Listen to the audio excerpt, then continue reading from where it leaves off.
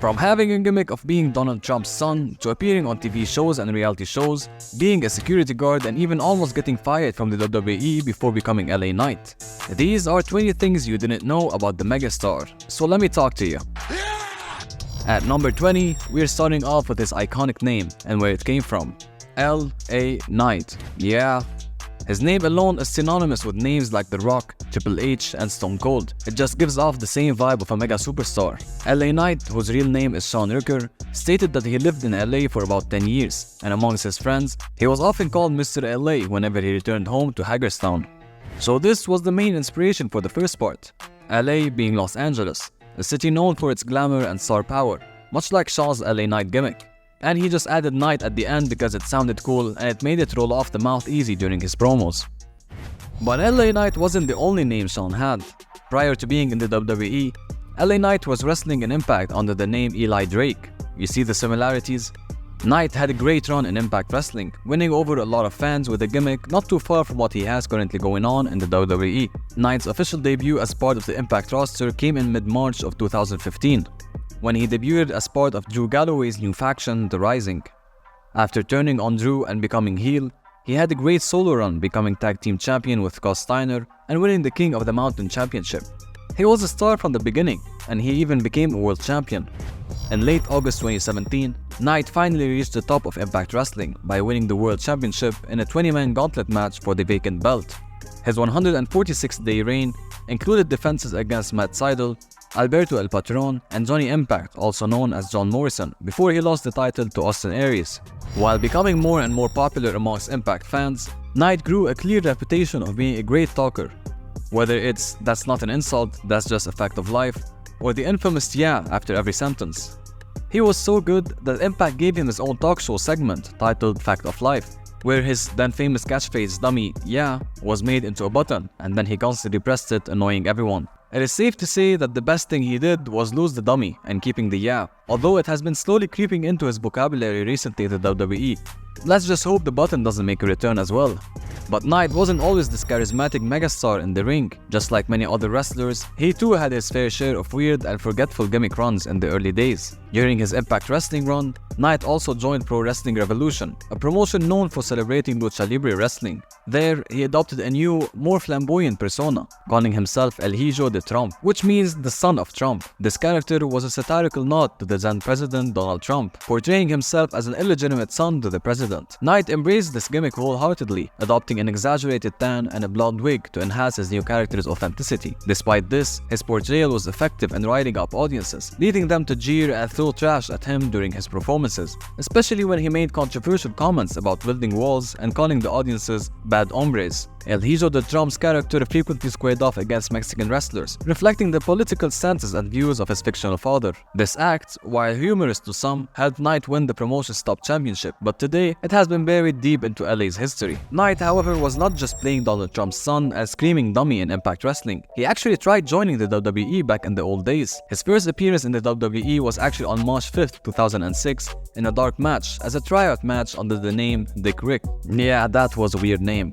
Dick, alongside Jon Moxley, were taken out by The Big Show in a handicap match, and over 2 years later, Knight returned to a WWE ring in late 2008, teaming up with the already established Snitsky in a losing effort against Crime Time in a dark match on ECW. An unsuccessful run in WWE, a failed Donald Trump gimmick, and a somewhat successful Impact Wrestling run for the megastar is Sean's resume till now. But did you know that he also worked for the iconic NWA brand? And during that time, he managed to capture the NWA Tag Team Championship as well. He got the chance to work alongside a legendary name in tag team wrestling, James Storm, who is best known for being one half of Beer Money. The two of them held the titles and were able to make a name for themselves with their promo and in-ring work.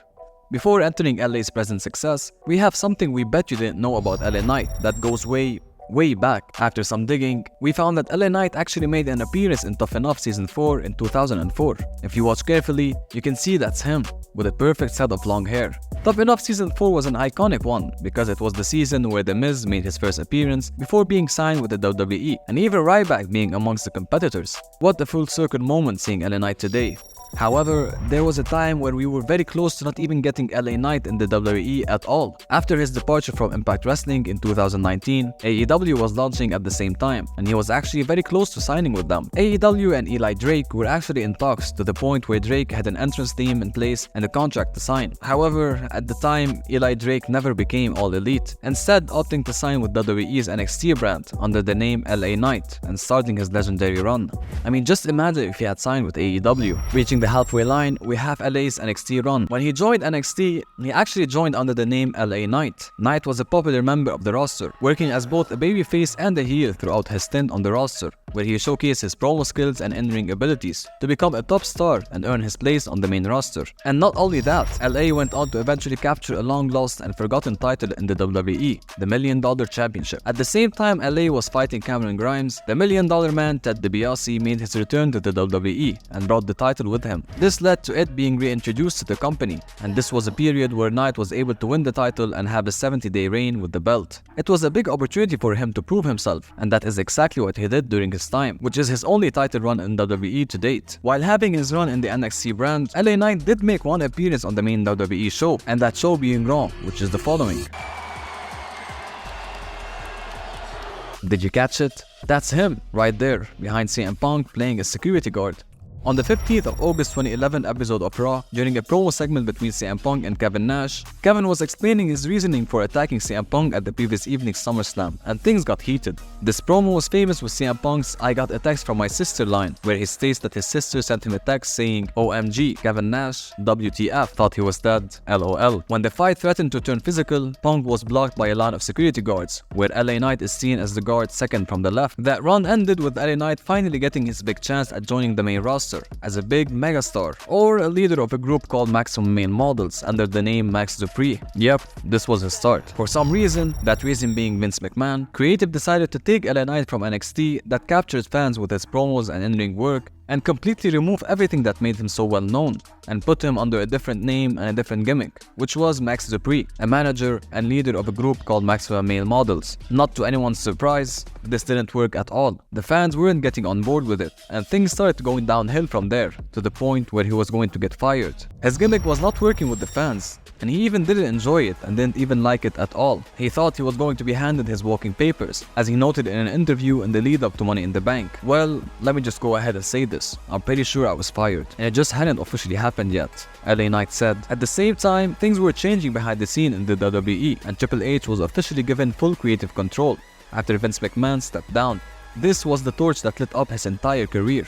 But without getting into too many details, some things happened. I don't remember what it was, but some things happened and I had gotten a FaceTime. Hey, we want to keep you around. We want to do this, that, whatever. LA Knight was officially back with his full megastar gimmick and charismatic promos. Maybe some of the testament of why things are working the way they are and why people are reacting the way they are is because one of these characters is not me and I didn't know who it was, and the other was very much me and I didn't have to think about LA Knight, the megastar said. And it definitely worked out now. Everyone now chants his catchphrases, the pop every time his music hits is getting louder and louder each time, and the fans are always seen holding signs and wearing official LA Knight merch. In fact, he became so popular that he was on the top of WWE's merchandise sales list, right next to names like Roman Reigns, John Cena, and even Stone Cold Steve Austin. It is safe to say that the change was needed and definitely paid off for both the WWE and LA Knight. LA Knight has been constantly in a conversation where he was compared to people like The Rock and Stone Cold in his style of character, his voice, his promo styles, and catchphrase. Although Knight said it doesn't bother him, we the fans would love to see a face-to-face promo battle between Knight and The Rock. This matchup would be epic to say the least. LA Knight and The Rock are no strangers to each other, however. Knight was once a contestant in Dwayne Johnson's 2013 reality TV show, The Hero. The show aimed to discover an American hero from 9 ordinary people. The competition was built around extreme challenges, featuring insane heights, deadly animals, and even a bus loaded with tear gas, as well as testing nerves. The contestants were challenged physically, mentally, and morally. The former $1 Million champion, appearing under his real name, won $35,000, but only lasted 2 episodes, and his most memorable moment on the show saw him fall victim to Rocky's "it doesn't matter" catchphrase. But like many other superstars that go into the acting world, that was not the only TV show Knight was on. In fact, he made a special appearance on an episode of the TV series Brooklyn Nine-Nine. He is involved in just one episode from the second season of the show, where he plays a non-speaking role of a bodybuilder. During the episode, his character gets married inside the gym, pushing his love of working out. We have a unique fact that I just had to include in this list. LA Knight had the unfortunate yet special privilege of competing in Bray Wyatt's final ever match and feud before he sadly passed away. After hearing the news, LA Knight proceeded to lead the tribute to his death in a promo during an episode of SmackDown, and even ending the night with a match against Finn Balor, who was Wyatt's first opponent as The Fiend in 2019. Working with Bray Wyatt is definitely something LA Knight will never forget. Much like another WWE legend that has passed away, that person being Percy Pringle III, or better known as Paul Bearer. LA Knight was actually managed by Paul Bearer during his time in SoCal. He didn't have the dead man walking gimmick though like The Undertaker. Originally managing Natural Selection as part of his Pringle Dynasty stable, Pringle also managed Knight when he split up with Brian Cage, going as far as setting up an entire tournament called the PP3 Cup just to get his client a title shot. And finally, we have the first iconic "yeah" Knight has made in the presence of the Chief, Triple H. During Triple H's 2014 workout DVD, you can see LA Knight in the background training with other people under Triple H. When they finished their set, Triple H asked a simple question: "Alright guys, are we ready?" To which he got a simple "yeah," but one particular "yeah" stood out. Alright, here we go. Now that was a moment Triple H will never forget. And there you have it. These were 20 things you didn't know about LA Knight. Or you did know maybe. Hope you enjoyed the video anyways, and let us know down in the comments what you think of LA Knight, future world champion